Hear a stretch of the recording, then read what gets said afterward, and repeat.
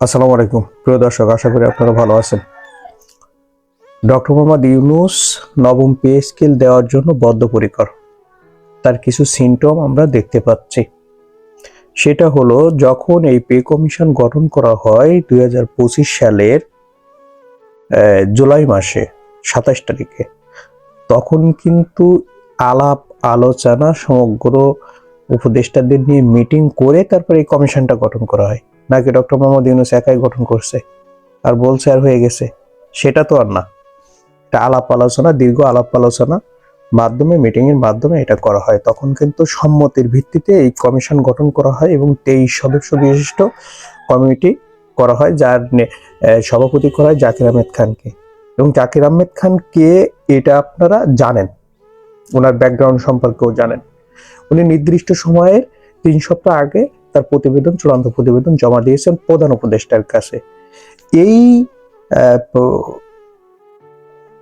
কমিশনে যে 23 সদস্য ছিল, তারা কি মনে হয় না তারা অর্থনীতিবিদ না? তারা দেশ সম্পর্কে বোঝে না, জানে না?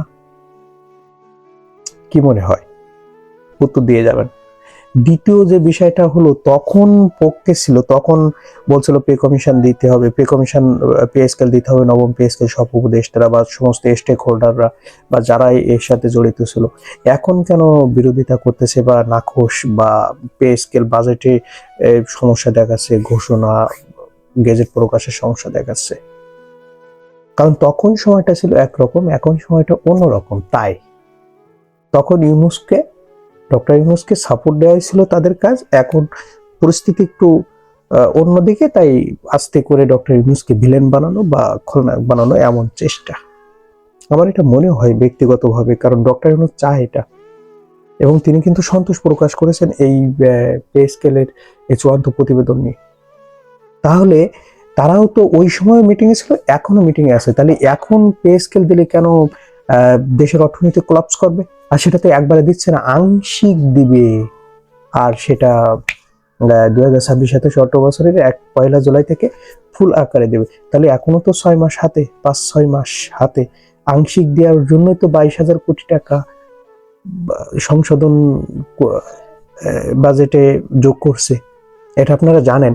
তাহলে আমার কেন যেন মনে হচ্ছে যে কোনো একটা পক্ষ বা কোনো একটা শক্তি চাইছে না যে সংস্কার হোক, কর্মচারীরা তাদের ন্যায্য অধিকার ফিরে পাক, কর্মচারীরা যেন এই দাবি থেকে সরে না যায়, আন্দোলন করে, এবং একটা সরকারের ভিতরে একটা হেসিং বেঁধে যায়, কোনো সরকার যেন ভালোভাবে না চালাতে পারে, এমন কোনো একটা শক্তি চাচ্ছে।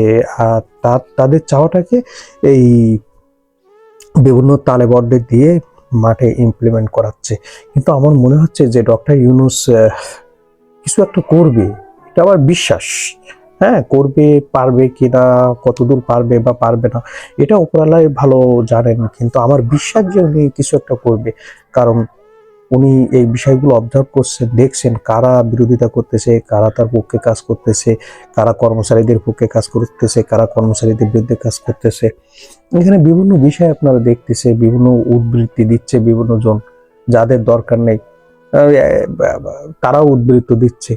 যখন 2 লাখ টাকা লাগে একটা পর্দার দাম, 14 লাখ টাকা লাগে একটা পর্দার দাম, বালিশের দাম 2 লাখ টাকা, তখন কিন্তু তাদের মানে উদ্বৃত্তি ছিল না, বা ওই অর্থনীতিও ধস নামেনি। বাংলাদেশ ব্যাংক থেকে হাজার হাজার কোটি টাকা চলে যায়, তখন অর্থনীতির খুব একটা সমস্যা হয়নি। হ্যাঁ, তাদের তো তখন বিবৃতি দেখা যায় না। তো ভালো থাকবেন দর্শকরা। আর আমার ভিডিওটি ভালো লাগলে অবশ্যই সাবস্ক্রাইব করবেন। ভালো থাকবেন। আসসালামু আলাইকুম।